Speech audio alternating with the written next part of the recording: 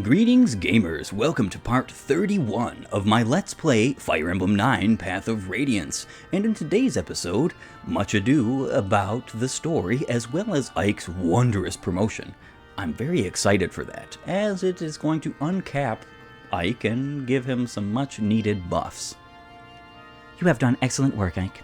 Thanks to you, the wound that has scarred Begnion for many long years can finally begin to heal. As promised, Begnion now offers its support to Crimea's restoration. However, Prime Minister Zephyran has yet to return, which limits the reinforcements I can provide. Be that as it may, what troops I can spare await your command. Use them as you see fit. I understand. Thank you. That's good news, isn't it, Princess Alencia? Yes it is. This has taught me a valuable lesson. Our land needs the Legus. I also believe that Bjork and Legus need each other to survive. The previous apostle, my grandmother, was desirous of such a world, as were my own parents. Princess Alencia, your father, King Raymond of Crimea, was a true pioneer in the area of Bjork-Legus relations. In the very near future, I will give the Imperial Senate a few suggestions on achieving a fully integrated society. I doubt the road will be easily traveled, but I can no longer turn a blind eye to these issues. Princess Alencia, you must rebuild Crimea. If you are successful, we will join forces and change the world. Empress Sanaki, your vision surpasses even my own. My father would be so pleased to hear your words. Looks like you're through with me. I'll just wait outside until you're finished talking. Hold, I am most definitely not through with you. Huh? What did I do now? You're as impudent and impatient as ever. Heed me, Ike. If you are to help lead the Crimean Liberation Army, you must be given a more appropriate title. If you're talking about making me a noble, I'll decline, thanks. That's not my kind of thing. You are not in a position to refuse. Giving some nameless mercenary control of Begnion's troops would be problematic. And more importantly, it would affect the troops. You will resign yourself to this and receive peerage from Princess Alencia. What? No, wait, this is absurd. Blast! Of all the foolish things I could be given, a sign of peerage so that I could be a noble and lead a army just like all the rest of the world in Tellius, whom are all nobles leading armies? Wow, that's such a pain. I could never get along with Ike. Me and Ike, I enjoy the unit of Ike, his combat, his play style, so on and so forth. I enjoy his preferential weapon he receives later in this game. I do not enjoy him as a character. I think he's one of the lesser lords of the series. And the reason why is because he just doesn't jive with pretty much every other lord in the series. Some will say, oh, well, that's what Fire Emblem does, making different characters every single game. Every single lord before him was different than each other. That's not really an excuse. He's just super backwards. Don't really care for his character in the story, though I still like the Tellius games. I'm sorry about this. If you're absolutely opposed to it, I won't force you. No, I have to do what's necessary. What am I supposed to do now? Put on a funny hat or something? Will you lend me your sword? Okay, so the reason why I feel so incensed about this and about his type of character is, like, for instance, that put on a funny hat thing. He is basically making fun of Alencia and the Apostle and every other noble he has met. Prince Kurthnaga, Galleon King Kanagas, King Tibarn. All these folks that he has met who have positively impacted his life, who are good folk.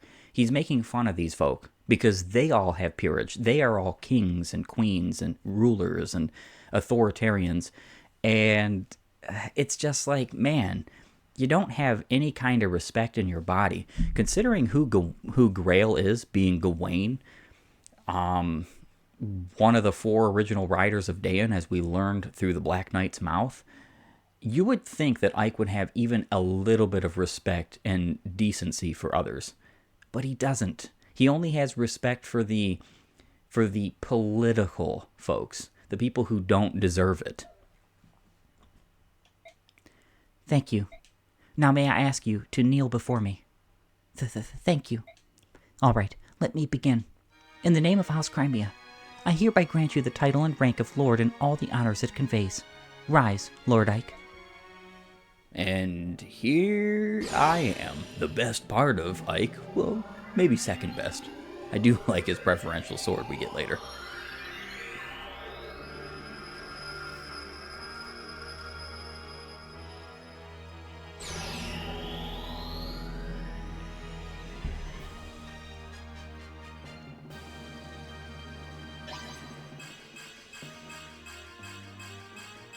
Yes, Ike gets some pretty darn significant buffs to his strength and defense, as well as some good buffs all around to the rest of his stats.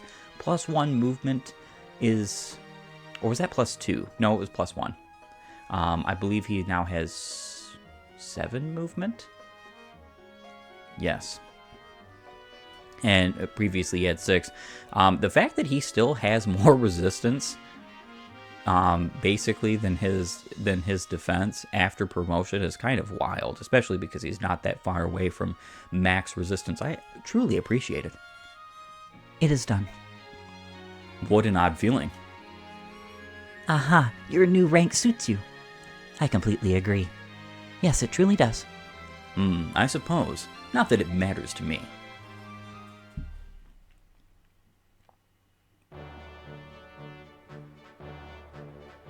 Western Begnion is home to a great forest. At one time, these woods were home to the kingdom of Serenus and ruled by the Huron clan of the bird tribes.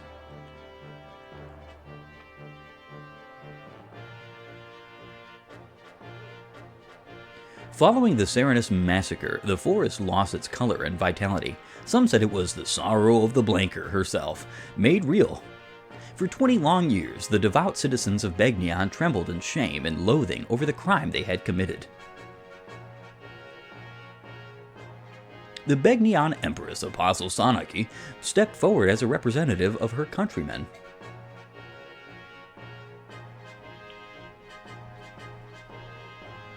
Kneeling before the surviving Huron prince and princess, she gave voice to the apology of her people, which doesn't really matter in true context, because apologies will never make good on genocide. She spoke not as one nation to another, but as neighbors on the same continent. The massacre was unforgivable and still is. However, hatred breeds hatred, and if the cycle of grief and anger is not broken, it will continue for time without end. However, there is still a way to remove that hatred, putting to death all of the people who caused the genocide. Amen. Hallelujah. Praise the Lord. Let's get on with it. It was with this in mind that the Hurons accepted the apostles' apology.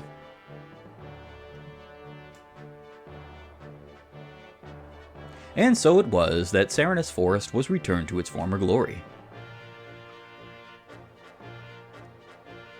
Afterward, as payment for Ike's service, Princess Alencia gained the services of a regiment of Begnion army regulars. Though of common birth, Ike receives peerage from the princess and is given command of the army. As the first snow of the season falls, the newly commissioned General Ike takes control of the Crimean Liberation Army. He leads it toward the knife-edged mountains that mark the border between Begnion and Dayan.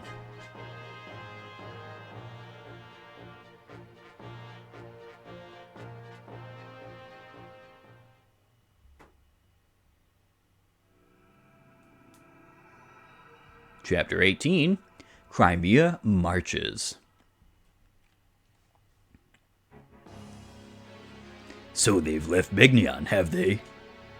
According to our spy, the march with a regiment of Begnion's army. They plan to take a land route through Dayan and then into Crimea. Ha! They plan to cut across Dayan, with nothing more than a single regiment of whose core is a tattered band of ragtag mercenaries?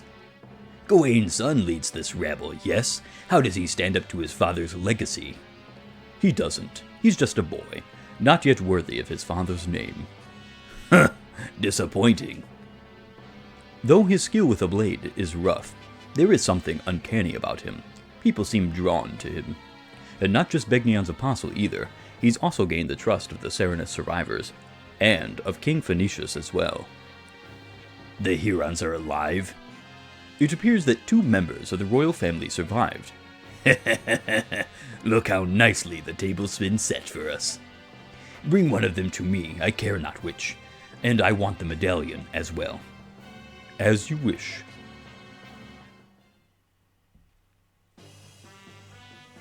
Once we cross that great wall, we'll be in Dayan. Look there atop that building. Dayan Wyvern Riders on patrol. They won't be happy to see us. Tell me, General Ike, have you faced Wyvern Riders in combat before? Only a few times. I got the impression that the Kilvis Ravens were the more dangerous foe. If that's your impression, then you have yet to fight true Wyvern Riders. What do you mean? I have no way of judging the ones we see here, but I know another unit, one that was attached to Begnion's Temple Guard. They had their reasons for leaving, but the important thing to remember is that they are exceedingly powerful. Which explains why the Apostle sent you to accompany us. That's right. Pegasus Knights fare better than most against Wyvern Riders. We know the skies as well as they do. Yeah, I prefer to keep my feet on the ground, thank you. Can I entrust the flying business to you? Of course. We'll bring honor to the name of the Apostle's sacred guards. Ike, I'd like to report the results of our last battle. Titania was, of course, the MVP.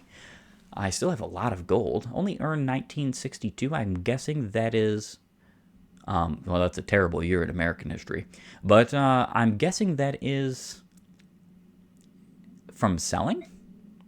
There were no deaths and no injuries beyond our capabilities to heal. Everyone performed exceedingly well. That is all. With your leave, I will excuse myself. Perfect. Time to get into some info.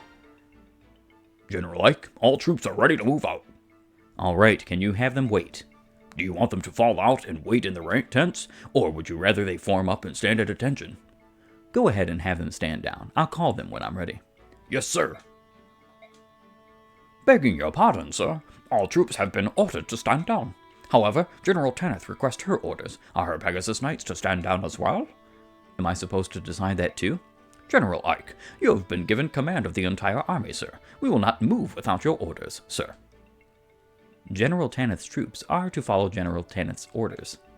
Understood, sir. General Tanith's Pegasus Knights will not be deployed unless there is a request for reinforcements. Those are the orders of General Tanith. By your leave, sir. Wow, it's almost like he's a general now. Tanith, do you have a moment? General Ike, what is it? Is there a problem? I thought you might be able to provide me with some information. Yes. What can you tell me about King Dayan? I'd like to know something of him before I have to face him in battle. Truth be told, I've never fought him, either. I cannot give you any specifics, but I will tell you what little I know. Please, whatever you can tell me would be appreciated. Ashnard's coronation, let me see. Yes, it was 18 years ago. You see, a plague had struck the capital, spreading out to affect the surrounding region of Navasa and beyond.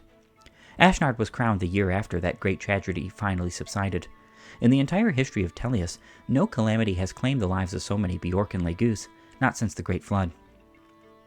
2 years before, it struck Begnion, and the entire population of Serenus was nearly obliterated.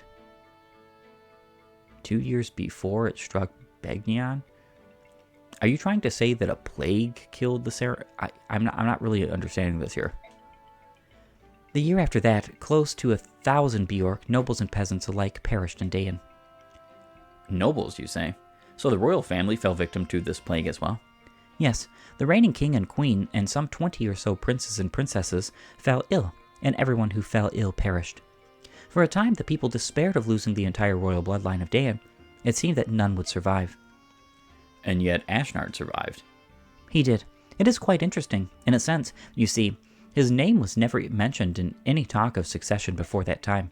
He was of such a distant bloodline that he was unlikely to be king. In another place, though, his name was already well known. Where was that? On the battlefield. As you know, Dayan is home to many brave warriors. At that time, then Prince Ashnard was said to have been a match for an entire troop of Pegasus Knights. Begnion and Dayan both keep close watch over their borders, and their patrols fought in many skirmishes. Although there was no war to speak of, these land disputes did end with Dayan claiming a small portion of Begnion soil. It would be no exaggeration to say that this was solely due to the strength of one man, Ashnard. Forgive me, I have spoken longer than I intended. It's about time we get back to the business of marching preparations. No, thank you for telling me so much. If we have another chance, please share more of your stories. Understood. Ike, which troop should we fall in? We have received no orders yet. Tormod, Moram, I know I've asked you many times, but are you sure you want to be here? You keep asking that. Maybe you don't want us here, is that it? I don't know what to think. No, it's not that at all. To be honest, the battle ahead is going to be hard. It looks bleak. I'd rather that those without direct ties to Crimea not get involved. A bleak battle? What about trying to free all the slaves in Begnion? No, those were bleak battles. Bleak battles are our specialty, right, Moram? Yes, you are. Yet, thanks to Ike's time in Begnion, things have changed completely. That's right. The Apostle has promised to press her investigation until there is not a single Legu's slave left in the entire nation. So there's no reason for you two to continue fighting, is there? You don't owe me anything. We're going to fight with you, Ike. We want to help. It is our right to join you in this, just as it is your right to refuse us. To be perfectly frank, I would be willing to beg to get you to join us, but both of you, all right? All right. You can count on us. If you're willing to beg, then why are you making a stink? Tormod and Devdan, I think we can do that support. I told him to meet me here, right here. Where is he? Devdan is here. Wow. What's wrong? God, don't scare me like that. My heart nearly exploded. There goes 10 years off my life. Don't overreact, little Tormod. Devdan didn't scare 10 years off your life. Devdan thinks you are just stalling. But now it's time to get to work. The commander asked us to work on these weapons. We should get started. I'm the world's greatest mage. Why do I have to do these stupid chores? Because you will learn something. It's important to know all about the different kinds of weapons you will encounter on the battlefield. Huh. Yeah, well, you have a good point there. All of Devdan's points are good. Alright then. I'll get started on the swords. Oh, man. Sounded kind of a little bit insane there. All right, so without further ado, it is time to continue with my managing. And that means I'm going to be off screen for quite a bit, as I have quite a bit to deal with on all of my particular units. I will see you all in just a few. And I am back with most of the management done. The only thing I need, absolutely, is to forge, because now I can forge throwing axes and throwing spears. I'm not going to do either, however, because I need to make a bow. This is going to become very relevant very soon. Do I want that? I don't know if I need the critical. I think it'll be fine. I'm only making one of these, so. I'm going to call this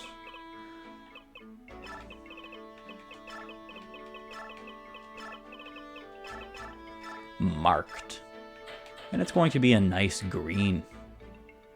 In fact, I think I'm going to end up putting it on Tormod. Or, not Tormod, Mordecai. Mordecai will keep that marked weapon. All right, time to begin.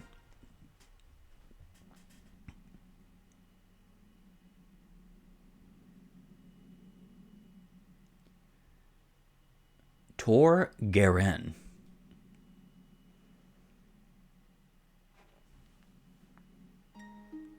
My lord Ike, are preparations complete? Yes, the enemy should not yet be aware that we've come this far. We're going to launch a surprise attack and try to capture the wall on our first charge. Please wait for us at the base camp. Very well. There's no need to look so worried. We're well prepared, and we've got you as our good luck charm.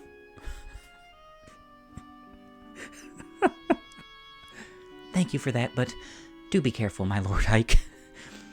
Hey, don't worry. I'm starting to root for the Daeans. Don't worry. This may be our first battle as an official army, but we fought Dan many times. We're going to win, after all. I can't lose my very first battle as a snooty noble, now can I? I believe in you, and I know that you will be victorious. Come back safe. Is everyone ready? Let's move out. Hold a moment, my Lord Ike. In the sky, something's coming. Who's that?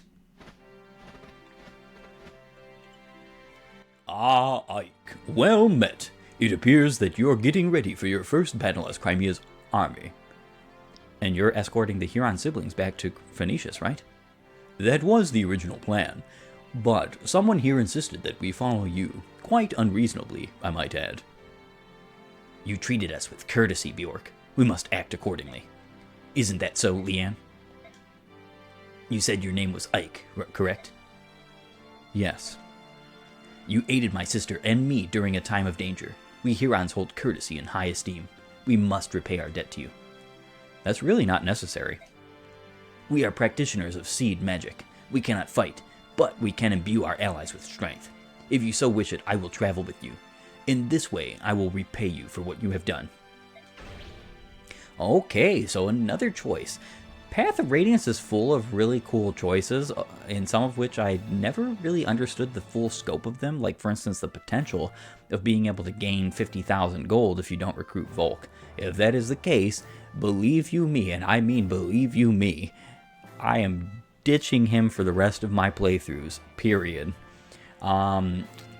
You can either allow Rayson to join, you gain 3 units by this, or you can refuse, and you gain a renewal scroll. Renewal heals, I believe, 10% of HP per turn. It is pathetic even on a maxed HP Legoose. That's only 8 HP a turn. A vulnerary literally does more. You were lucky to find your sister. Shouldn't you stay by her side? Leanne understands what I do. I see. In that case, welcome. Thank you. I swear on the honor of my clan to do all I can to strengthen your cause. It's settled then, and you'll get aid from me as well, Genolf. Right here, Your Majesty. You'll go with the Crimean army and protect Rayson. Leave it to me. You too, Alki, all right? Of course. Tibarn, it's too much. I cannot accept this. You're already watching over Leanne and my father as well. These past 20 years, I know what it's been like for you living in Phoenicius. I'm only sorry I can't do more. Tibarn, I thank you from the bottom of my heart. King Phoenicius, I will guard Rayson well. When Crimea is retaken, I will see him safely returned to you. I will take you at your word. Your actions have created a bond of trust between yourselves and the Hawk and Huron clans. If you find yourself in dire position, you can call on me. No matter what, I will fly to your aid. We gained a strong ally where we had not thought to look for one, didn't we? Yes, Bjork and Legoose. Beast Tribe and Bird Tribe. There's no difference between us. We finally understand one another. There is plenty of difference, friend. You can't change it to a bird or a beast at will. Yes, I think you're right. Now let's get started. Everyone, move out. A lot of laughter for this episode. Alright, so before I begin this chapter, I actually have to look at my new units and tell you all about them. First and foremost is Rayson. Rayson is a Bird Tribe Heron. So, what's so cool about Rayson is that though he's not really made for combat, he will never be able to perform any form of combat in this game, transformed or no. He has some very incredibly valuable traits. That being that he has Canto, grants this unit the ability to perform a chant that lets allied units move again. When he is not transformed, he allows for only 1 unit to move again, but when he is transformed, he allows for 4 to move again. They have to be adjacent to him. This is incredible. Incredible. It's basically like a mix between Thracia and Genealogy Dancers. And he is probably one of my favorite units in this entire game because of it. Now, he also has Blessing, which restores HP to a unit in an adjacent space. He does have growths, most of which are not totally necessary, but it is good to use bonus experience points on him if you so desire, to get him to a point where he's not just going to immediately die to all the enemies that you're fighting. Now, Rayson has a 65% HP, 5% strength, 40% magic, 50% skill and speed, 60% luck, 15% defense, and 50% resistance growths. So Rayson is a fantastic unit, one of my favorite in the game. I am going to be giving him the boots, as well as giving him a boatload of bonus experience points, because nobody else in my entire party, for the time being, needs it. I'm going to save a little bit for a unit who joins much, much later. But other than that, I don't really think there's anybody else to give those bonus experience points to. Following Rayson is Alki from the Bird Tribe. He is a hawk, and one of two you receive in this game. You receive no ravens in this game unless you make the painstaking choice to take a raven in the final chapter. Now, Alki himself has a 140% HP growth, 60% strength, 10% magic, 65% skill, 60% speed, 35% luck and defense, and 25% resistance growth rates. Alki is a very interesting unit because the man himself not only has good bases, but he also has an incredibly interesting ability. Vigilance increases the dodge ability. So what this does is it vastly increases his avoid as well as actual dodge. It doesn't show up in the statistics. The avoid does, which is pretty obvious to see because he's way slower than Janov, but he also has way more avoid than Janov for some reason. Now, I don't particularly like either Alki or Janov, because I'm not really big on Legu's units in this game. I've said it before, and I don't mean to beat a dead horse, or a dead hawk in this case, but they're just not fantastic. They are good when you can use them, and they do provide some good utility, especially in the following chapter. Definitely going to be seeing that. Janov here has 130% HP growth, 55% strength, 10% magic, 70% skill, 65% speed, 40% luck, 30% defense, and 25% resistance. Janov is, I would say, the better unit, but he also has the worst skill. So he has Insight, increases hit percentage. This doesn't increase critical hit, so it only increases his actual hit. Now, it does have a side effect. It does have the capability of giving him further vision in Fog of War. The problem is if unless you're playing on difficult mode or higher, there's no more Fog of War chapters in this game. There is only one, and you must be playing on difficult mode or higher. So he's can be a good unit. He's less bulky than Alki. Maybe that's why he's named Alki. But he is way stronger in the sense that he's faster. Granted, Alki does have the greater strength, but Janov has a pretty substantial growth rate in strength. So they're going to be pretty well on par for the most part. And then I have Tanith. Tanith is a Falcon Knight. She is actually a fantastic unit. I had strongly considered using her because this is a pre-promote only run, but I decided against it. The reason being is because I have too many folks already in my roster, and I do not want to put her in it and have just an unseemly amount of units. I will probably put her in maybe like a chapter or two here and there if I need some flyer utility, but for the time being, you can consider her benched. Though, that doesn't mean she's a bad unit at all. In fact, quite the opposite. Tanith is probably the best combative unit that joins of the three that just joined. 60% HP growth, 40% strength, 35% magic, 70% skill, 40% speed, 30% luck, 25% defense, and 30% resistance. She has fantastic bases, incredible bases, and can actually use the Sonic Sword, a sorceress blade that uses magic, not strength, to attack. 10 might.